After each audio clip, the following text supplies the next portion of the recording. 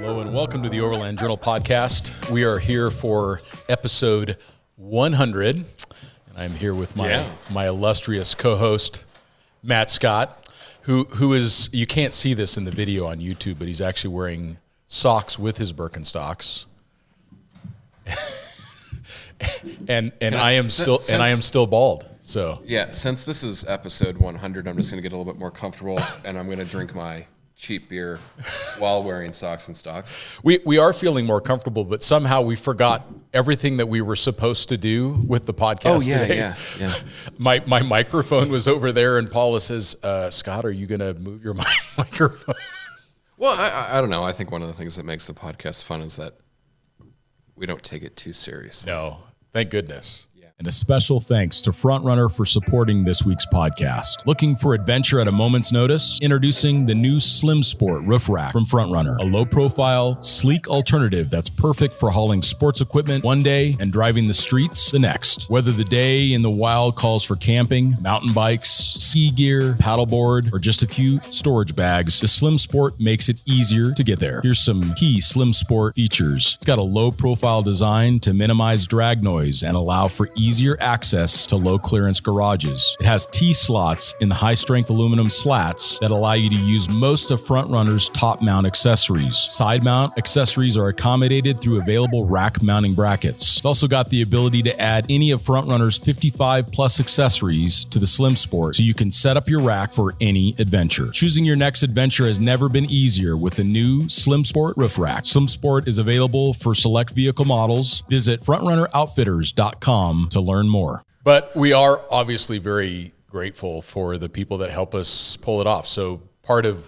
episode 100 is to celebrate making it to 100 episodes. Yeah. There is a graveyard of podcasts that have made it to episode 7 or 17 or whatever. And for us to make it to 100, and I would say that success has so much to do with Paula Burr, our producer. She has been tirelessly Sorry, you're going to have to cut that swear out. She's up there for those people watching Paula us on is in YouTube. the crow's nest. She's up top. Thank you, Paula, for all that you have done for this podcast. And also just very grateful for Ashley Giordano, who has taken the helm in the field and interviewed a bunch of people in remote areas, including Saudi Arabia. And Ashley's great. Yeah, Ashley's great. She cares so much. Like, she's so detailed. Yeah. And I just have opinions. But you've got to have it all. You got to have the yin and the yang. I know things. You and Ashley are like the yin and the yang.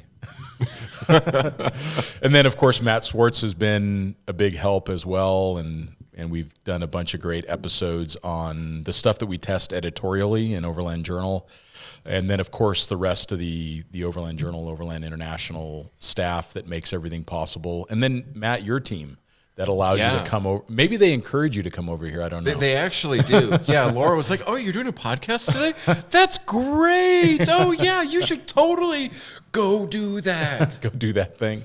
So, and then of course, you as our listeners, we're so grateful that you have all given us the time to listen to the podcast and provide your feedback and your questions. We're going to go through some of your questions today. So please make sure that you reach out to Matt and me on Instagram. You can reach Matt at Matt Explorer on Instagram, and you're Scott.A.Brady. Brady on Instagram. I liked your old one more. Global Overland. Like, do you still have the handle? I do. Yeah, I think it was cooler, but that's just me. It probably was, but I'm not that cool of a guy, so maybe I just went downhill on the cool scale. Yeah. And then I've also been on Twitter more, which is interesting. I thought it was TikTok. Not really. I mean, I do every once in a while post on TikTok. Yeah. I imagine you posting on TikTok would be like me posting on TikTok. It feels very uncomfortable. And we're probably doing something wrong. I think I'm doing it all wrong. Yeah. I remember Caleb just kind of laughs at me when I refer to TikTok. Yeah. Well, he's like the young marketing maven. Yeah, you got to have those guys for sure. But yeah, on Twitter, Scott_Brady. So been doing that a lot, but we're just grateful for all of your insights, all of your feedback, and we're going to go into a little bit of that. But we also want to take a moment in this podcast to honor Bill Swales of Earthroamer, who passed away in the last few weeks. He was one of the earliest influences for me in the overland space. Very cool guy. I would consider him a great friend of the industry as well. And many may not know this, but Bill Swales was actually one of the first people to support Overland Journal, starting as a magazine. He actually gave us a check. We ultimately ended up buying his interest back out again, but if it wasn't for Bill and his generosity and his support, he also provided us with the email list for all those Earthroamer owners who became many of our first subscribers. So, Bill, man, I miss you. That's really, it just breaks my heart. I like to think that Bill had a good life, though. You know, I mean, he got to do something that he really enjoyed. Yeah. And you could tell, you know, like every time I go in my Earthroamer, you can just tell how much thought and care was put into these machines and how much he continued to evolve them, which just shows like he enjoyed doing it. You know, unfortunately, it just sucks that he passed away too early. Yeah, it's just super sad. I know he was starting to be able to travel more, which is wonderful. And yeah, he just dedicated so much of his life to building a great product, and he helped a lot of people along the way. He wasn't really public about that, but in my own life, he made a difference, and I'm just really, really grateful for Bill, and sad that he is gone. And check out Earthroamer.com. Check out some of his stories that are still on there. They've got a bunch of information on Bill. And of course, he has a wonderful team that's continuing to make a great product. So I wish them all the best going forward without him. So yeah. But let's talk a little bit about what you have been up to, because we need to have more podcasts just to keep up with your cars. I've been twerking. I've been working a lot. Have been working a lot. We're cranking a lot of really cool things in Adventure Imports, a new e-commerce side of things that we hope is really more targeted towards the core Overland guys. Like, we're not trying to sell like LED light bars to Tacoma owners. Yep. We're trying to do real Overland accessories and for people that are actually taking adventures. Doing that, and we're kind of launching some of our own products, which has been really fun. It's been a huge creative outlet for me. You know, we brought an actual like degreed engineer on board to get some of the things that are in my head out onto paper. I love it. Which has been really, really fun. 3D printers ripping, laser scanners, awesome. It's awesome. all kinds of stuff. Very exciting. You know, the goal is that we're trying to do everything in Prescott. So, you know, that's where we live. That's where I've made my home, and I want to support our little neck of the woods. So, I've been working on that. Cars. You know, I have we spoken since I bought the Prospector XL? I think we knew that you were getting it. I don't know that we talked much about it, but let's do that. So you got rid of the TRX. I got rid of the TRX. It was, still, I have to say, one of the best Grand Touring cars ever. I think the Raptor's a little better off-road because it's more of a modular system. You know, the TRX is very much super truck, and I think where I maybe got bored with it was, aside from like being able to put wheels and stuff, which I didn't do onto it, there's not a lot you can modify, and I like, you know, outside of like travel mat, when I'm at home, I like to play with cars. Tinker, yeah. I like to tinker. So I had an opportunity to get a Prospector XL that was the exact matte spec. It was the limited Longhorn, and it's all black, totally blacked out. You know, 40s and all of the good things. AEV just sent me the brush guard for it, and the brush guard looks so good. Oh, it's awesome. I love it. I think it makes a huge difference in the truck. Yeah, I put a 52-gallon tank in it. I did the 8100 AEV Bilstein shock upgrade, which is like it's you know. What'd you notice with that? I haven't had it off road too much to really like dive too much into my thoughts on it, but I mean definitely just on, you know, bigger G-out speed bumps and that kind of stuff. You know, it's a little bit more comfortable around town. Sure. I've just been working so much that it's like working and planning adventures and stuff. And does it have more fluid capacity too? It does have more fluid capacity. They're not adjustable shocks, which I kind of dig. Totally. I know people don't ever adjust them. Yeah, when we people set them to 5 and 5, 7, or 3 is what they always set them to, right?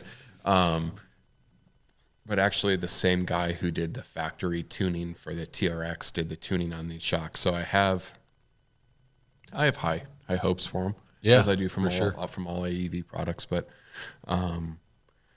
what else? I bought my first Airhead.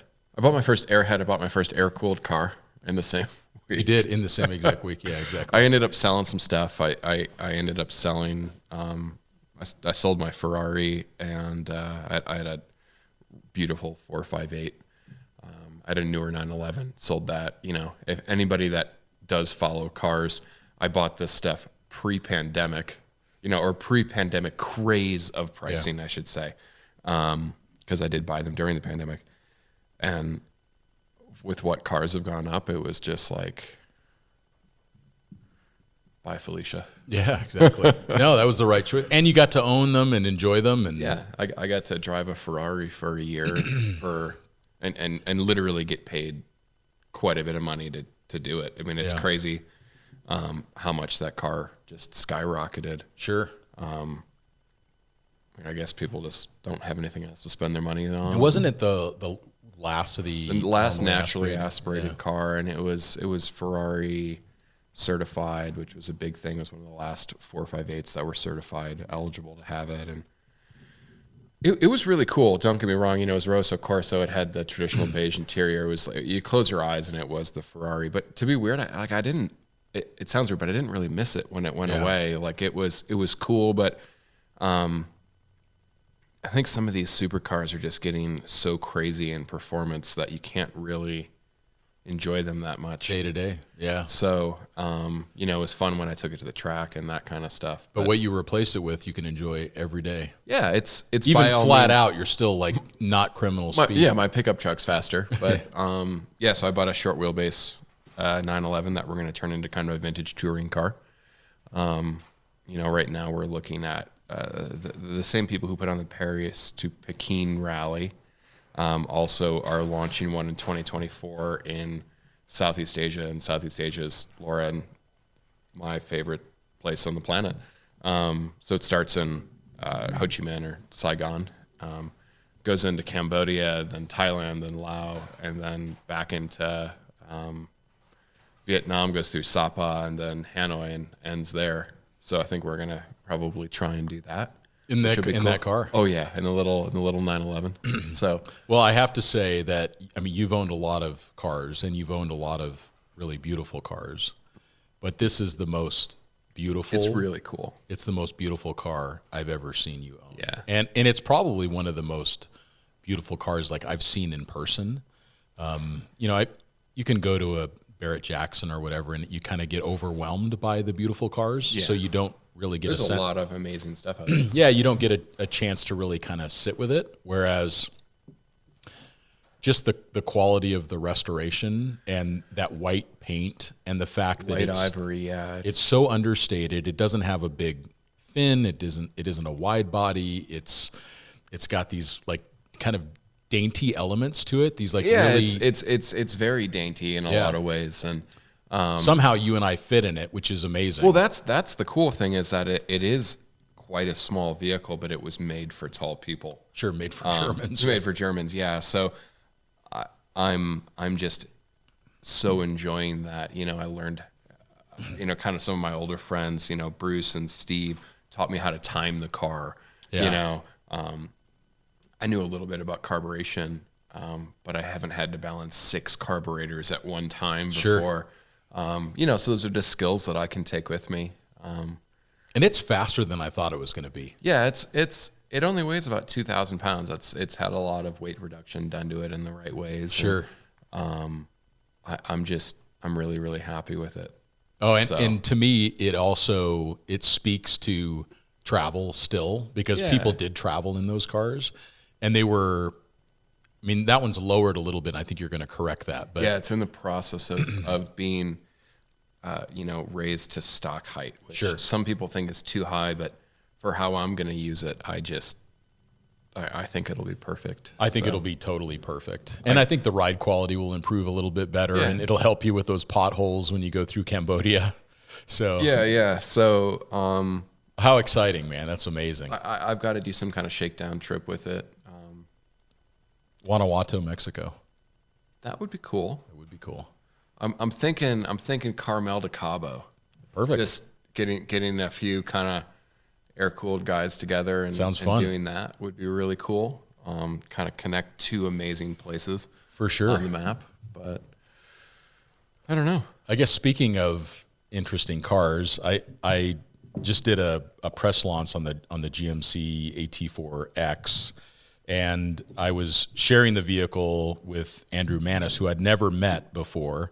I knew of him, and he's the editor of this new The Motoring Journal, which is just a beautiful coffee table style book, thick paper. And there's some folks in there that we know of. So they have a senior still frame hunter by the name of Sinway Xavier, which we all know from the podcast. So, Senior still frame hunter. Yes. They're trying a little bit with that one. Sinway's slaying it yet again. But no, that's the most LA job description or job title I've ever heard in my life. That's true. This magazine's pretty LA, but it's also it's really nice, beautifully looking. done. Yeah. Some thoughtful editorial and a wide spectrum of content as well. So check it out. I'm always one to help promote small independent publications because we've been there. Yeah. This is the book that you want. You may not know that you want it yet, but you do. So it's the definitive history of the Camel Trophy by Nick Dimbleby, who is, if he wasn't there, he knows the guy that was. Yep. It's crazy because we've been all over the world with Nick with Land Rover Adventures. Right. One of the most talented automotive photographers I know. No question. His style is so clean and distinctive in how clean and just technically perfect it is. And just one of the nicest guys. But this book is just like, if you're watching on YouTube, you're getting a little sneak peek. But just the images and the things that are in this book are really cool. It's very thoughtful. It's very well done.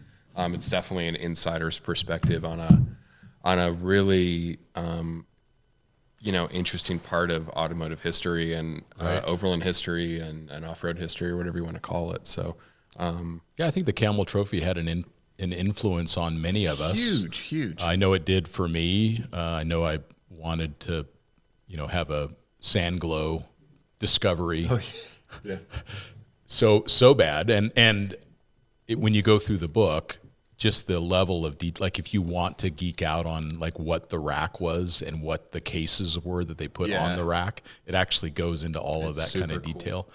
So if you're looking for letting your family know like the gift that you want under the tree, and none of this stuff is sponsored. These are just things. These are just things that we love and we're passionate about. So the Camel Trophy, the definitive history. So check that out. It's a beautiful coffee table book that goes into a really cool event. Yeah. So those are the props that we brought. Oh, did we bring the open L knife? No, we didn't. Well, we just got some cool knives. We Matt and I needed a knife. I needed a new cheese knife for the Earthroamer. So it basically is something to keep in the wine cabinet. It's like a perfect camper knife. It's a cheese knife and a wine bottle opener. He's gonna go get it. So, but one of the things that I like about it is that it's super inexpensive. So I think it's $36 for this knife. And but it's still nice quality. Super nice quality. It's made in France. Just imagine all of the Amazon packages and cheese you can cut with this. It even has a little lock, which is quite nice. Yeah, for sure. Yeah, I'm gonna rant on knives for a second. I don't carry a knife anymore because I'm always around overland people, and it's like, hey, does anybody have a knife? And it's like thousands of dollars of boutique made knives just get like switchbladed out instantly. So I'm going to start carrying this. It has a wine opener for my rosé habit. Yep. For cheese. Yes. Or Amazon packages. Yeah. Yeah. Well, we're both on those Lululemon pants. Yeah, that's right. Not sponsored. Yeah. But Just buy them. I don't know what they are, but they're like They're a jean replacement and they're stretchy and they're really durable. They dry really quickly. They're perfect for travel. Yeah, I talked about that with Brian Bass on the last episode. And they make looks like a chambray, like a nice button-down shirt. Oh, yeah, you should. Super quick drying, super comfortable. Yeah, I wear it on every trip now. I just bring it along. It works great. I'm going to fiddle with this knife the entire podcast. It's like your what did they call that? Your fiddle spinner or whatever? My fidget spinner. Fidget spinner. Yeah. Maybe I shouldn't have given you a knife to fiddle with. What'd you say? Yeah, anyway, so that's cheese. That was Cheese knife. Cheers, cheese. Let's talk trips. So since we started the podcast, what do you think has been the trip that you've been on that had the biggest influence on you? I guess since we've started the podcast, I've probably spent about a month or two in Africa on two different trips, and that place speaks to me. Yeah. It just feels totally natural to be there. Well, I am who I am, and I like shiny things as much as I like, camping in the dirt. And I think the cool thing with Africa is you can have this juxtaposition of both. If you want to stay at, an amazing safari lodge, you can. If you want to camp, you can. I think it's just something for everyone. I know that getting there is expensive, but once you're there, it's not terribly expensive. It's not expensive at all. I would say Africa for me has been, Namibia, Tanzania. I'd like to go back to South Africa maybe this winter. It's just cool because I think it adds depth to your travels. Since starting Adventure Imports and doing the whole Max Tracks thing, I've been limited on what I can do. I'm not saying that I don't get out, and I'm not saying that I have it rough or anything. I'm just saying that it's not like when you were in Australia and you guys just took off. I'm going to go off for 6 months or whatever. Sure. I have responsibilities and employees. So Africa's this nice thing where I can kind of still be in touch, but then I can really get out of touch if I want to. Yeah. I would say Africa. I mean, for you, was it the boat thing? I would say so. The boat thing. The sailing experience was just totally transformative for me. Yeah. So you bought a boat, and now you're on your boat quite a bit. Yeah. It's like the lake house in Arizona, which is kind of nice. So so I go there for long weekends and read books and sail and I needed a hobby, and so now I've got one, which has been awesome. I think that it seems as if we're coming out of the whole pandemic thing, and we're starting to plan some trips. Nice. I know everybody is, and I think everybody kind of should be. This industry has overlanding has rapidly become about the stuff and not the doing, which is fascinating. I get that I earn my living from, selling stuff, but we always like to think that we encourage people, if it's Max Tracks or a trip, go take the trip. Yeah. But, I'm looking forward to Tuktoyaktuk. We leave in almost exactly 30 days. We're going to do a little stopover at the Northwest Overland Rally, which I think is the 16th to the 19th in Plain, Washington. Mm-hmm. So we'll be hanging out there. I really enjoy it, and I think it'll be a great place to start our trip. Well, so you've got Alaska coming, which will be amazing. So that's really fun. So excited. If anybody has any spots they recommend, we're going to go up Cassiar Highway, then do the South Canal Road, which I think will be fun. Totally. I don't know if we'll really do the North Canal Road because it is just an in and out, and we have to kind of pick and choose where. Isn't we're there go. a way to connect from that South Canal to another highway that brings you back around? I think so. I think you can not have to come back out on that one. It's the North Canal Highway that you have to go in and out on. The South Canal Highway goes from the Alaska Highway. It's kind of south, and then it shoots you out by Ross River. Right, exactly. Which will take you to Carmax, which will take you to Dawson City, which then we'll eventually get on. I think that's the way to go because you don't have to be on the Alcan. Yeah. That's nice. So that's a good find. Yeah. So, we're hoping to, have a nice experience, shut off a little bit. And, it's just, I feel like we're just coming out of this whole weird thing that we've all, as a species, dealt with for the last 2 years. And, I'm really excited for 2023 and the travel potential that's there for that. It was so weird. I just flew on a plane without a mask on. It felt so unusual. Yeah. And, of course, like if I was to sit down next to someone who was masked, I would ask them if they wanted me to be masked. Yeah. Because there are people that have conditions that benefit from more caution. But that happened to not be the case. So I was able to fly to San Diego with no mask on. It was just the weirdest feeling to even walk into an airport without a mask on. So weird. The next big thing is that test that you have to take to come back in the U.S. within 24 hours. The antigen test? And I'm not going to get into the politics of it, but a lot of countries don't require that. And it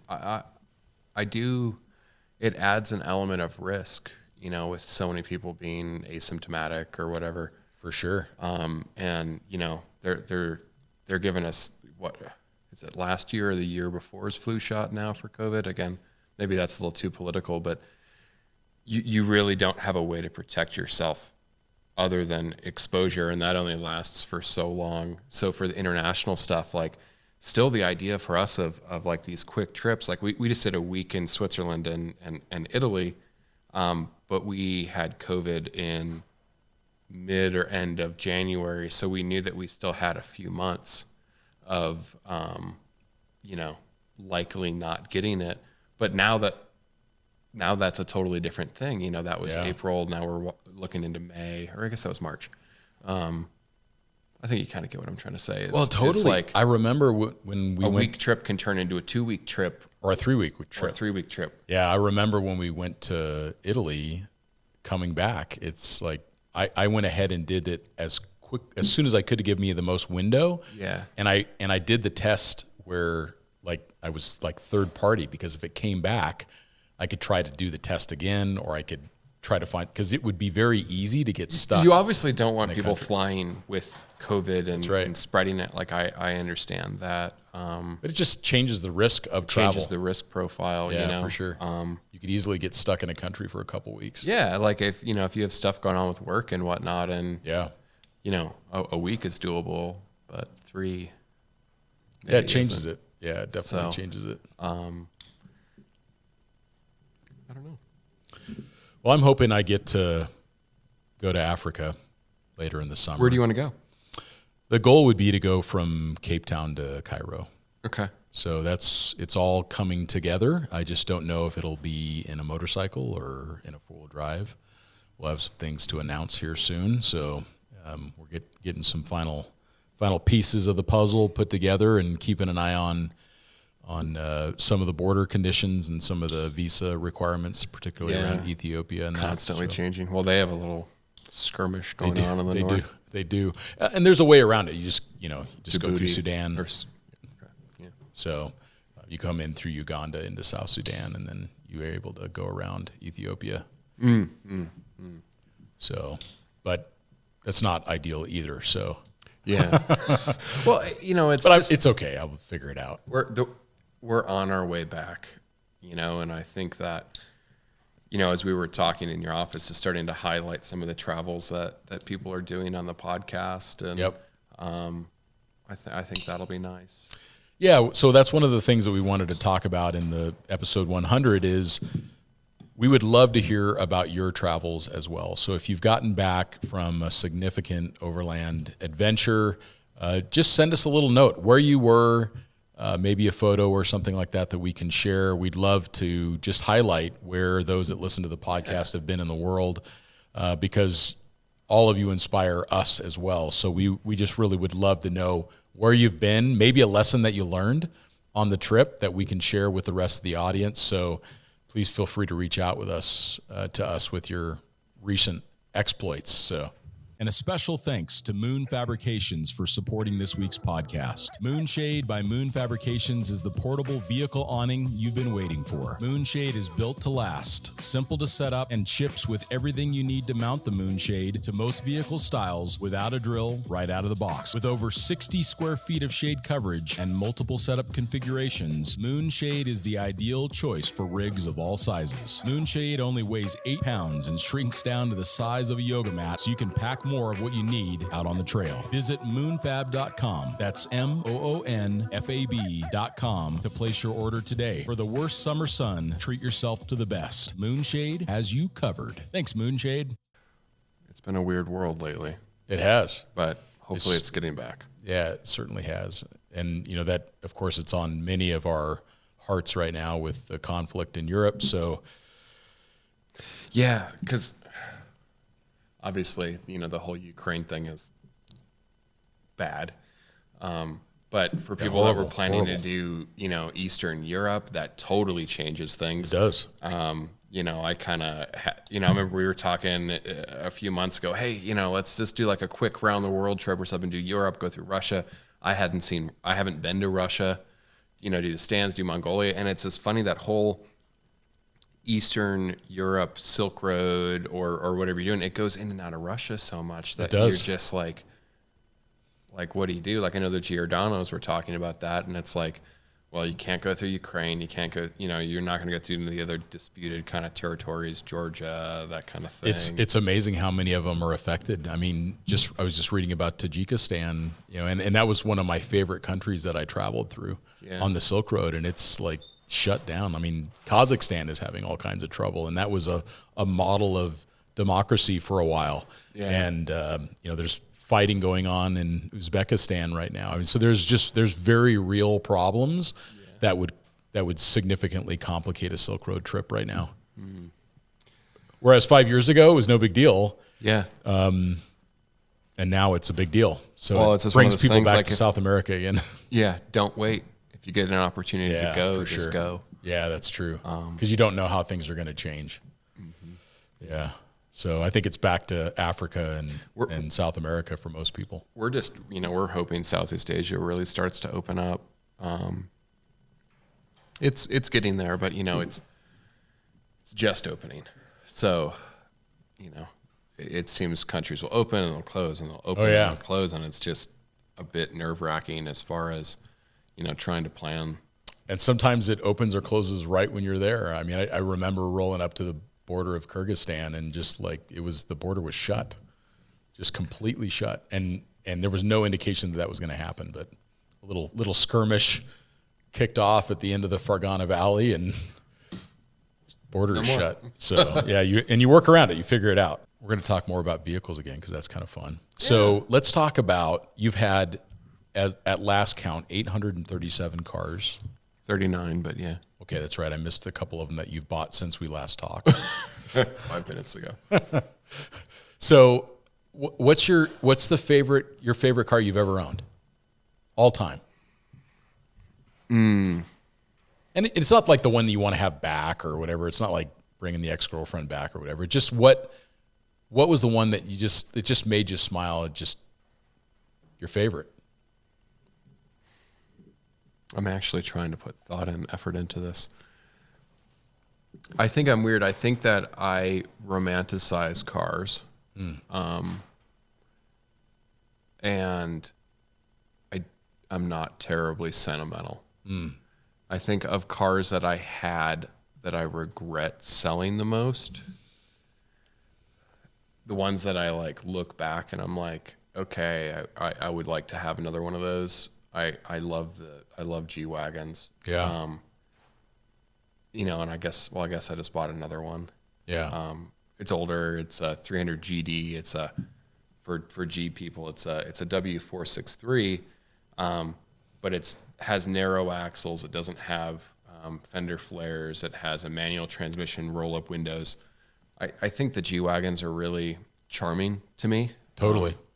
Yeah, I think a lot of the compromise new ones send the wrong signal. Like I appreciate them and I think they're cool. Like I had a 550. It was a 2016 that had the bi-turbo engine, and it was a cool car. But I think I like this white one in different ways more. So I do regret selling that black G-Wagon sometimes.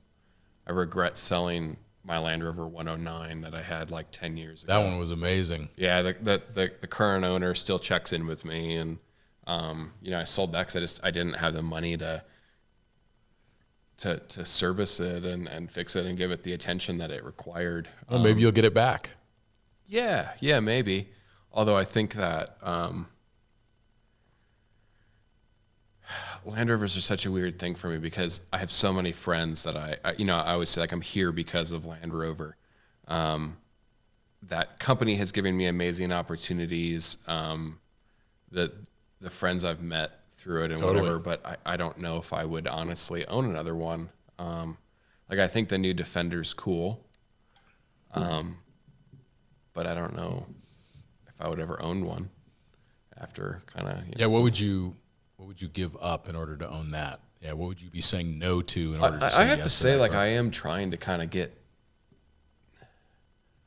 trying to have fewer things, but maybe more significant things. Yeah. There's always like a place in my garage that I'm kind of flipping, right? Because I just enjoy that, and I found a way to, I'm not screwing people. I'm just buying and selling at the right times. The market's changing. Yeah. Yeah, and I like to hang out in my garage and clean things up and detail stuff and do a lot of work myself. But I don't know. The garage seems very happy right now. The Earthroamer's probably my favorite car that I have. By way of if I was to sell everything, I would keep that one. And you have kept it for a long time. I mean, longer than most vehicles. Longer than most. I still have the Gladiator. Yeah. We did list it for sale, but I'm not like super motivated to sell it. Sure. I don't know. That's just like, I go through a lot of cars, right? But I'm finding that I like German stuff, and the Earthroamer aside. I think that would be kind of the killer combo for you. Would be the air cooled 911. Yeah. And the modern G-Wagon that works also as an overland vehicle. Yeah. Like your dueling pistols. Yeah. I think the Earthroamer is really fascinating right now because that enables me to get out. Enables me to get out with Dak, our Greyhound, and it's comfortable for everyone.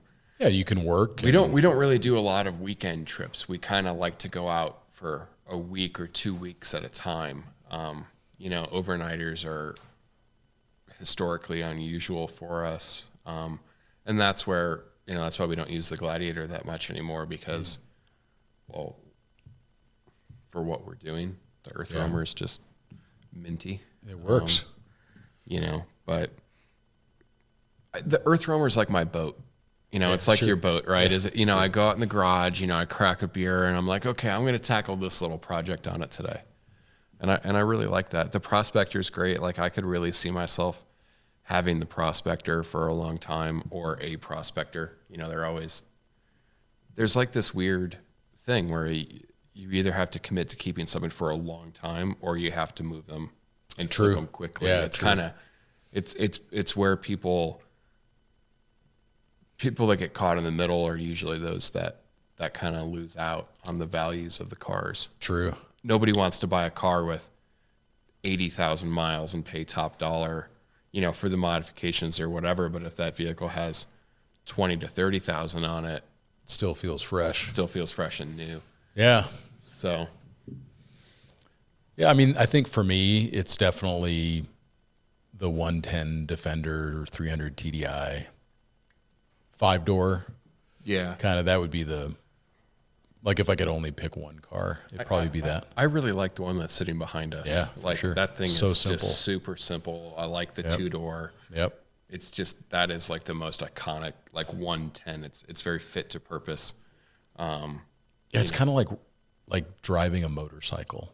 Yeah, Is what you're yeah. doing. Like because you're in the elements in a lot of ways with the soft top and the Well, and where we live in Prescott, like, perfect. The weather's great. do you hit 55 on the way to work? I don't. Yeah, the cruising speed in that truck is 50. So Yeah, perfect. Yeah, so it's a fun thing to have in Prescott.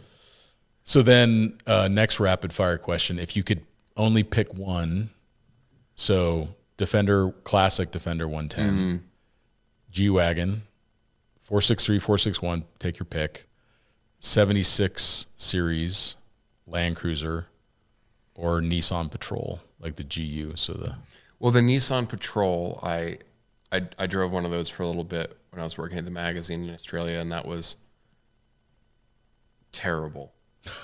Like, because did it have the 3-liter, that like last version with that really small diesel? Yeah, it was it was like it was not good.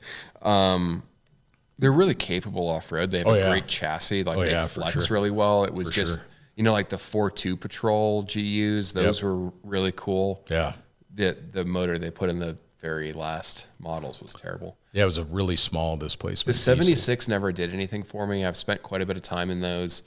They're cool. I like when they do the coil conversion in the rear because it kind of, the 70s, the newer V8 70s have a wider front axle than rear axle, and that can exhibit some interesting characteristics off road. Oh, yeah. In the sand and the mud. Driving a, one of those Polaris slingshots or something.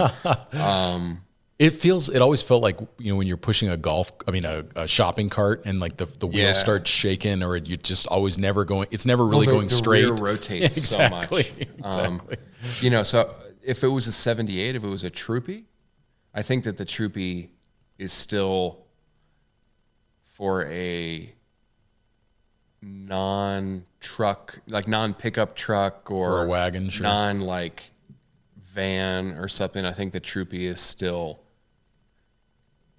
just perfect, for an overland traveler. Always. So I guess my answer would be that I'm going to take the one that you didn't mention and say Troopy. That's cool, though. You can pick a Troopy. Yeah, because you said 70 series earlier. Troopies are cool. I just like them all. I'll take one of the above except for the Nissan. I think that's my answer, is that I don't know that it really matters because they're all wonderful. They really are. I mean, if you think about how charming it would be to drive a 110 around the world, or how reassuring it would be to drive a G-Wagon around the world, or how unassuming it would be to drive a 76 around the world. I mean, I think they're just... If they were laid out in front of me and I had to pick one to leave on to the right is the all of the crap you need to drive around the world, and on the left is your selection of vehicles. I think it wouldn't be my favorite choice, but I think of the ones you mentioned, probably the 76. Yeah, because it's just going to work and it's going to be unassuming. That I love G-Wagons, but the problem with G-Wagons is that they can send the wrong message in some parts of the world. And that's something that concerns me a little bit. Sure. They're also not likely to get stolen, though. That's the challenge with the Land Cruiser, is that... Oh, yeah. I mean, I remember, Cyril Micheleau, Cyril and Osa, but I remember talking to him about why does he drive a Range Rover Classic in Guatemala? And he just looked at me and he said, Scott, they never want to steal it from me. So he ended up falling in love with the car, but he drove a Range Rover Classic because he would never get carjacked. There wasn't a market. There wasn't a market for the parts. Mm. It wasn't like that they were going to take the car and then pull the alternator out of it and sell it.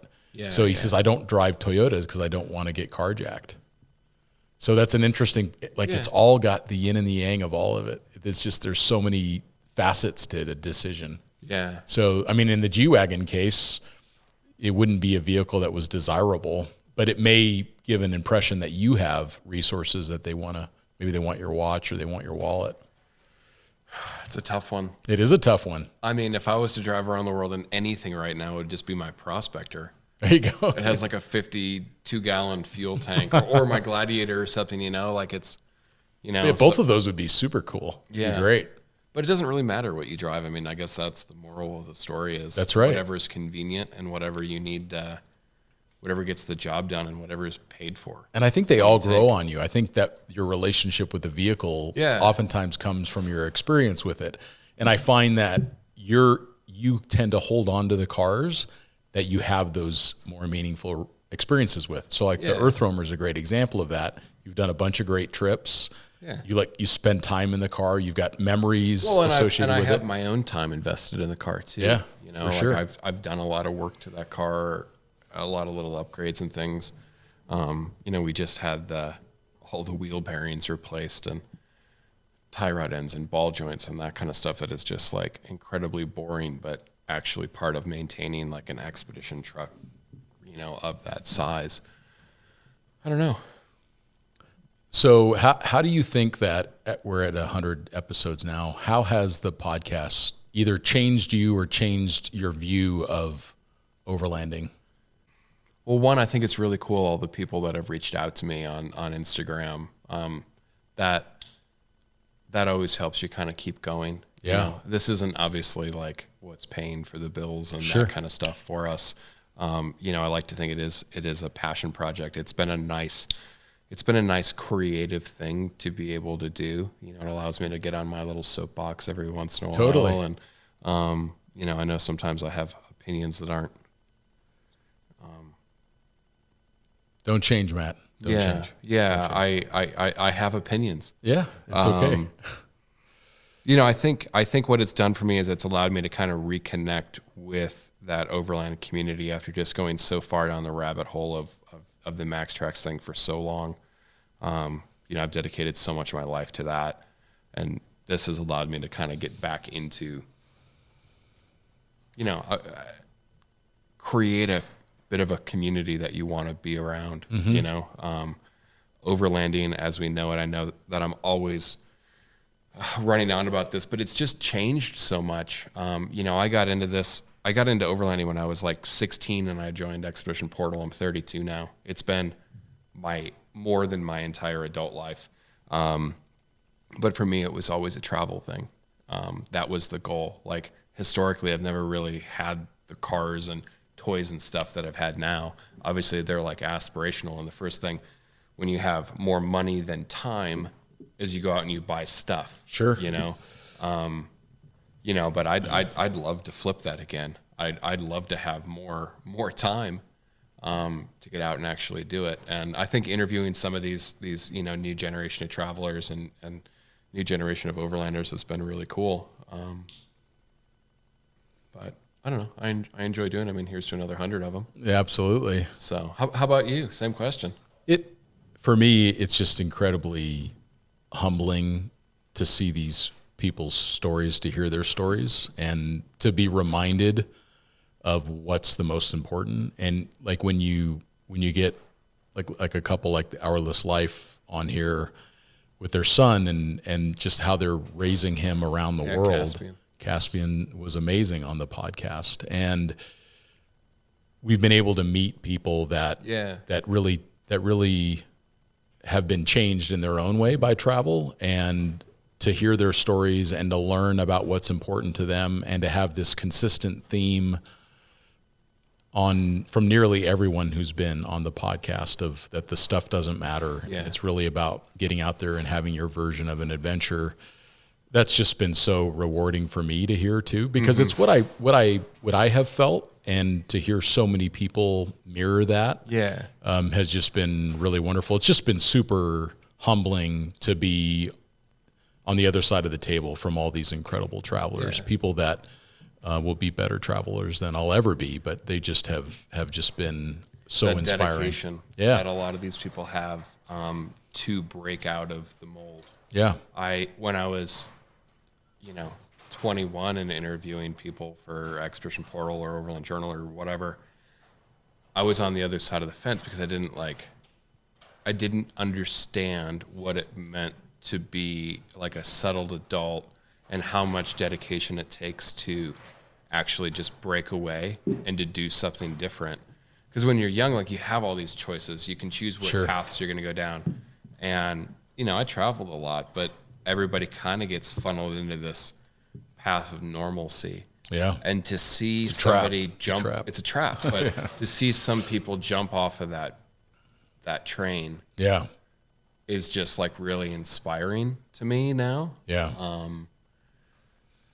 So I don't know. Because it is, you know, I guess one thing that I would say, we talk about stuff a lot. And I guess we talk about stuff a lot because you know, it's relevant. People like stuff. And you do need certain pieces of equipment to do certain things. And sometimes it's helpful to know which one's the best, and or at least I'm totally aware that I have way too much stuff. Yeah, sure. You know, I've been pretty fortunate. I work really hard, and but you don't need it. You don't. No. You full stop. You do not need any of the crap that I have. Yeah. Like I will say that the stuff that I have sometimes not sometimes. The things I have prevent me from traveling a lot. If I had, you know, just my Earthroamer or a van or just my Gladiator or something, there's no doubt in my mind I'd get out more. Yeah. But you get more stuff, you get more hobbies, and then it takes a lot of time. It takes time, you know, where I feel like when I was younger, it was just, I was so focused, and it's so cool to meet these people that still share that focus and drive. Yeah, I would agree. There's a YouTube channel I've been watching called Sailing Uma. And it's this young couple. She's Haitian. He's from Canada. They bought like this super cheap sailboat and they fixed it all on their own. But their whole thing is don't buy a couch. And she actually did a TED Talk on that, some version of that. And the whole idea is like once you buy the couch, then you buy the dinette, and then you buy the utensils and the silverware, and then you buy the house to stick it in, and then if you just don't ever buy the couch. Don't buy the couch. Don't ever buy the couch. It's so true. And if you think about most of us in life, it's like one of the first things that we buy is a couch because you can sleep on the couch and you can sit on. So like if you just don't ever buy the couch, then think about all of the money that goes towards filling a home full of stuff or filling a life full of stuff. And if you never even start with that one thing, maybe it's a different path. So I think it was pretty thoughtful insight. Well, and I think for young people that, you know, now they have so much opportunity for travel in remote work and everything. You know, else. Airbnb. You don't have to. You can work remotely. Like all their employees are going to be remote, and you know that trend is continuing and is growing. That wasn't really the case.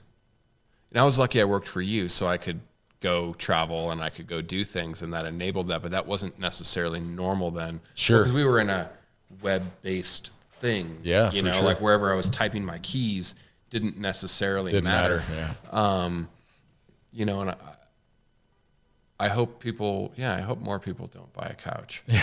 Right. So that's the theme of today. That's episode 100. I'm thankful for the things I've been able to do, but you know, once you have the couch, then you get the house and you get all that stuff, and then you have, you know, I don't know. And it's not that buying a couch is wrong. It's just I think maybe really thinking about the decision.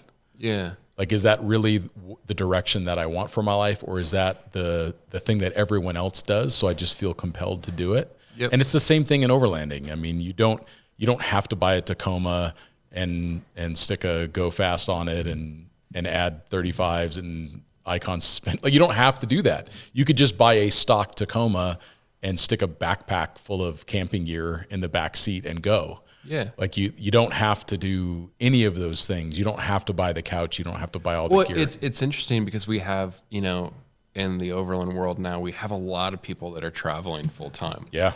People are they're traveling just in different ways. And a lot of that is, I don't even know if that's due to the pandemic necessarily, but. Well, travel is now an option. So, and I think that that's what has changed. So many people realize that they can now, through through various means, including being a professional and working and living on the road. Yeah. They now have the option for that. And that's why we've seen so much growth in the overland space. Yeah. And the pandemic just supercharged that. And now that you can have Starlink and you can work from anywhere. I guess what I'm getting at is like, what I was saying before is it traveling or is it alternative living that a lot of the overland thing has become? You know, like. Could be. You know, I know that like, because like what I was getting at with like the, you know, people that kind of move around, it's like, you know, they're in Quartzsite this time of year, they're in northern Arizona this time of year, then they move to Colorado, and then they kind of like repeat this like cycle over and over and over again. And at a certain point, like it's adventurous, it's cool, it's fun. You know, that's a big part of where overlanding is growing. Like it seems like those are the people that are like, you know, admired, so to speak, are the full timers, but they're not. It's like it went from international travelers to full timers.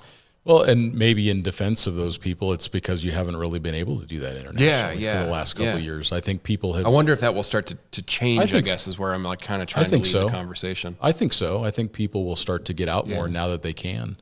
It's been like we're seeing a lot more people going to Mexico again, and whereas 2 years ago you didn't see that at all. So I think now that people can get out more, I think that they will. Hopefully. As a percentage, I think it'll continue to improve. Yeah.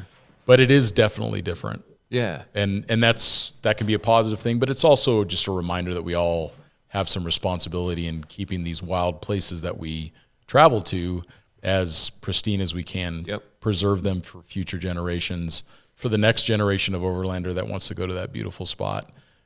You know, pay attention to your trash and your human waste and everything else. What we were talking yesterday, the human waste is, if it's not already an issue, it's about to become one. Yep. So many of these campsites are seeing people every night. Yeah.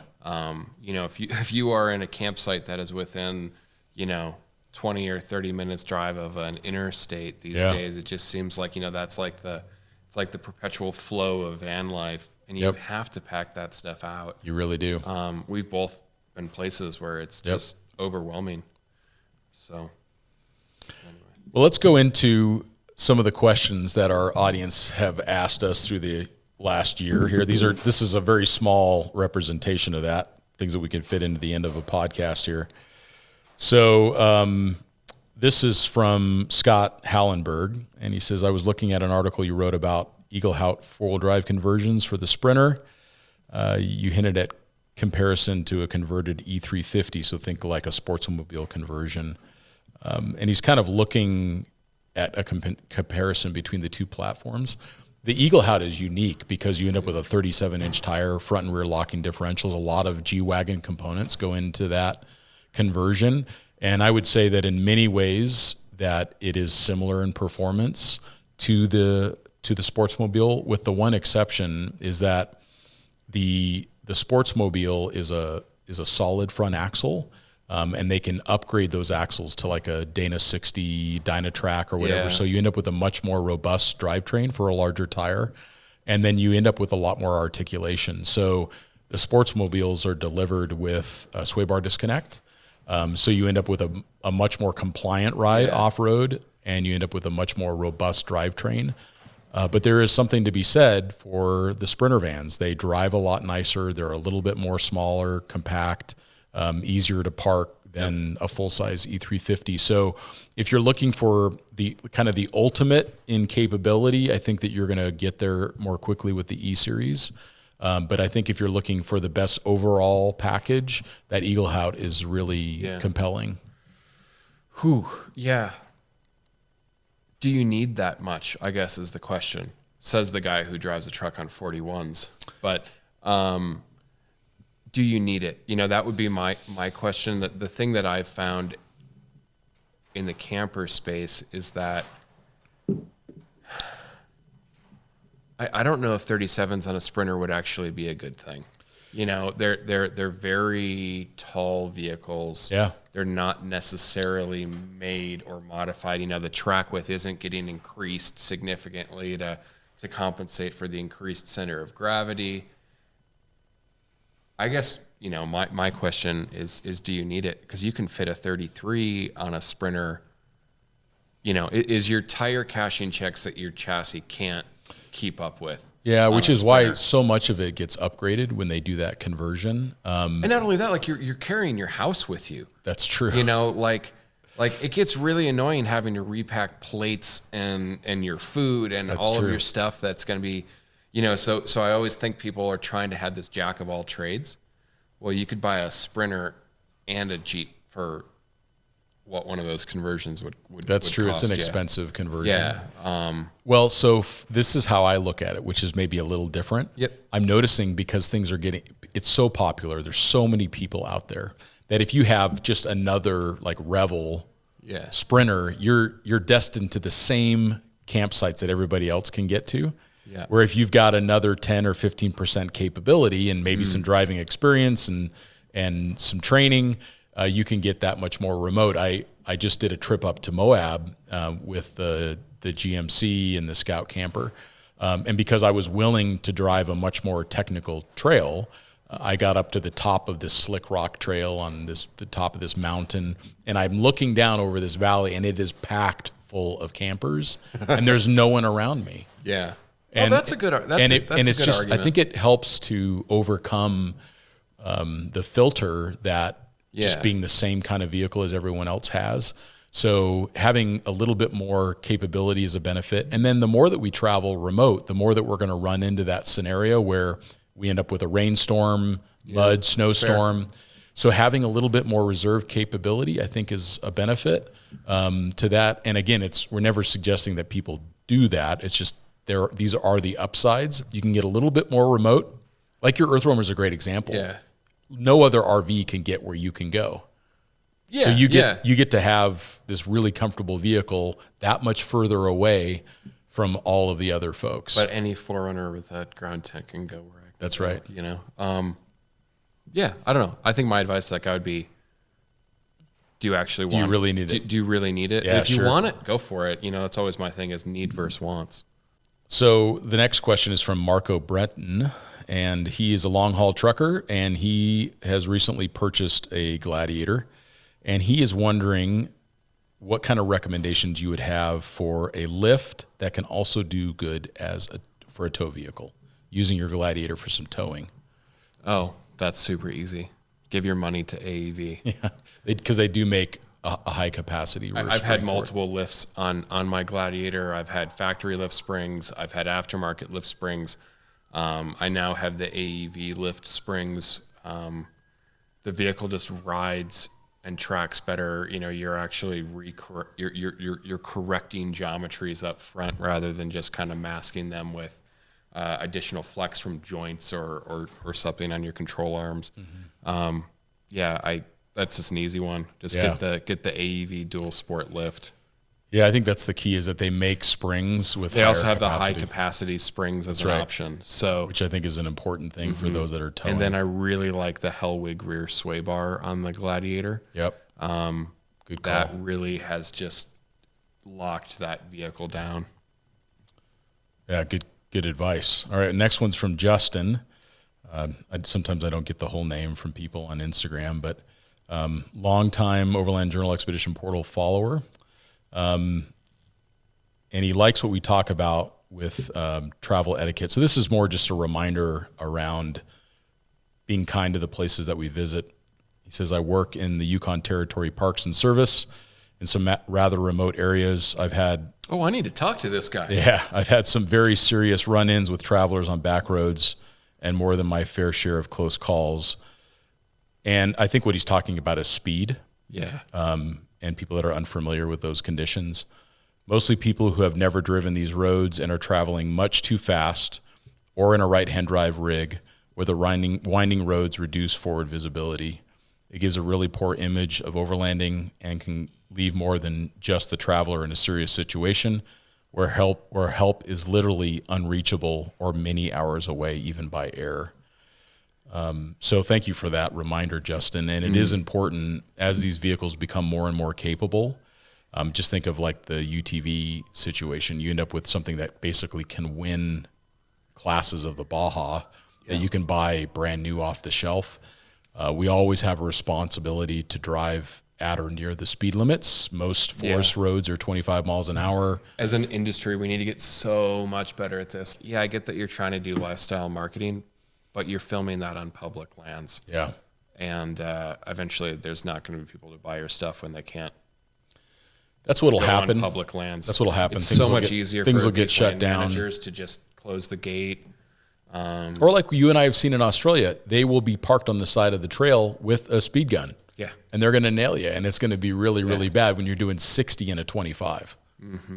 So, and we're not trying to be the fun police at all. It's just, there's a balance. And there's a big difference between a closed course in Baja, where you see these guys doing that stuff. There's a big difference between you're in the desert with miles, like truly off-road with miles of visibility. Right.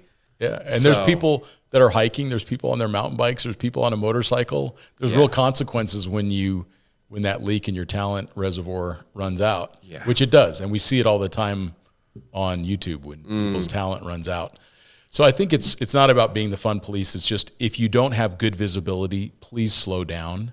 Yeah. The more remote you get, the more you should be slowing down because the consequences are even higher. If it's a heavily traveled area, slow it way, way, way down. You're just going to, the industry and you and your family are going to be way better off in the long haul with that. So thank you, Justin, for that reminder. And Justin, I'm going to reach out to you because I'm going to be in your neck of the woods. Yeah, I'll forward you his Instagram handle. So next one here is from the Galanda fam. Okay. Great question, I think. So family of 4, and they've got a heavily modified G-Wagon, and they are thinking of buying a Prospector. Oh, I'm so qualified for this. You are like one of the most qualified people on the planet to answer that question. So for someone who had a G-Wagon and has a Prospector now, what do you think about his thought about making the change? Family of 4. Well, it comes down to a choice of size. Any perceived capability that the Prospector is going to give you with whether you go with a Prospector on 37-inch tires or a Prospector XL on 40s is going to be diminished by the fact that a Prospector is nearly twice the size of a G-Wagon. We get this idea of G-Wagons being big. They're actually small. My G-Wagon is about a foot shorter than my wife's Subaru Crosstrek. Yeah. And designed in the late 70s, so they're not big cars. They're not big cars. Depending on how big of fender flares you have on them, they're still just narrow vehicles. I think they're also very space efficient inside. Big box. Pickup trucks are a challenge. Like we run in this with our dog, not with 2 kids, but he is basically the size of 2 kids. Is that where do you then put all of your stuff in a pickup truck? When you have an SUV, you have 4 or 5 seats. And then you have a cargo area behind. You have a full-length roof rack that you can do. Everything's out of the dust. Yeah. The fridge is inside the HVAC, so it's not working as hard. Exactly. So first thing that he should consider, what was his name? He is the Galanda fam. Oh, he's just Galanda fam. Okay. Well, Galanda fam, what you should consider size. There's probably a reason that you like the G-Wagon. For me, I find that it's size. The Prospector XL is going to be more comfortable. It's going to be easier to drive. And you're going to be able to put a camper on the back, which maybe that's the direction that you're going. You have your seats inside and then you have your living space or camping stuff, in the back of the bed. That's where I see the hack with the full size is that you get to have a camper on the back of it. Mm-hmm. Like if you're not going to install a camper on a full size, I'm really not so sure what the advantage is. Yeah. And believe it or not, I think you're actually right when you say that the Prospector will be more comfortable, which is a crazy thing to say, that a Prospector will be more comfortable than a G-Wagon, but it is amazing. It's amazing how comfortable your truck is. Even modern G-Wagons, like I don't have a lot of experience in the 463A, which is like 2019 and above. But I've had, the last generation of G-Wagon and the first generation of the 463. I haven't owned a 460 or 461. Yeah, if I'm driving across the country, even on that 2016 that I had, not that. No, not super comfortable. They're great city vehicles. Like that's why you see them in bougie. That's why you see so many of them in Hollywood. Yeah. They're small. Easy, they're easy to park, drive. Yeah. Great visibility. So yeah, for sure. Yeah. There you go. That's some good insights on that for sure. So this is from Vince Peterson. And this is a really thoughtful comment that he made. With all the craziness in the world right now, he says, I just wanted to be reminded of the quote that we had on the podcast, which is that people are generally good and that governments are generally bad. And he says that we're all praying for peace. And he's talking about the conflict in Ukraine right now. But that is an important reminder, is that there are in any country, even if it's one that we may be concerned about because of conflicts like this, there are still so many people that are living there. And I think about the people that I've used in Russia to help me solve problems. A translator that I crossed the country with that was just a wonderful person, and the fixer that helped me get the vehicles into a container in Vladivostok, another wonderful human being, Polina. And it just makes me remember that despite the fact that things can be so tragic at the global scale or at the governmental scale, that there are all these individuals that we interact with as travelers, and that people are generally good. They want the same things that we do. So I think that was an important reminder, and it is something we've said a lot on the podcast, and I found it to generally be true. I don't remember ever in my travels running into just a group of people or a society of people that were horrible. So maybe you've had a different experience, but I've actually just had generally positive experiences when traveling. Yeah. Like, people are generally good. So. Yeah, but thanks for that, thanks for that reminder, Vince. Appreciate that. Last one that we've got is from Brian Stuman. Have you reviewed any hitch-mounted tire carriers? And he doesn't want to throw the tire on his roof rack. And we have reviewed a lot of those hitch-mounted tire I've carriers. used them. And they're generally terrible because they're trying to reach a price point. Yeah. So they make a lot of noise. And the rigged one is the best that I've come across. It has a pretty unique locking system in the hitch to prevent sway, and it's got a good latch on it. If it's something that you have to have, I would strongly encourage you to look at the rigged. It's like RIGD. That's right. They have some anti-vibration tensioner in the hitch itself, but it's important to remember that you're now putting a lot of leverage on the vehicle very far back. You're compromising your departure angle. Oftentimes it restricts you doing other things like having a mountain bike or other things that you can put into the hitch. And the vehicle's really not designed. One actually allows you to have they have like a separate hitch for mountain bike stuff. Oh, that's clever. Which is kind of cool. They're all kind of inherently flawed designs when you think of it. It's a compromise solution to just mounting a tire someplace else, but sometimes it's all you can do to fit an oversized tire because it's really, really popular on like the Prospector XLs. If people do a camper, they have nowhere to put their spare. Yeah, a lot of them just make a lot of noise and vibration. So it's just good to find one that has an anti-vibration mechanism to it, where it tensions into the receiver. So thank you, Brian, for that. And for those that have other questions, please feel free to reach out to Matt or myself. We talked about how to get a hold of us. You can reach me at scott.a.brady. And I'm Matt Explorer. Yeah, so let us know what you guys have additional questions on. And we appreciate all of you for listening to the podcast, for enduring both mine and Matt's rants on occasion. It just because Matt's opinions. Yeah, well, you really care about the industry, Matt, and it comes across. It's been my life. Yeah, it comes across. We both feel that way. We're so grateful for all of you listening. One of the main reasons why this podcast is available is because of the Overland Journal print publication. For those that have reached out and asked how else they can support the podcast, just becoming a subscriber makes a huge difference. Check out the magazine at overlandjournal.com. We appreciate that. And again, thank you, Paula Burr, for being our producer and for making my job so much easier and allowing us to get this content out to those who listen. So we thank you all for listening. We will talk to you next time.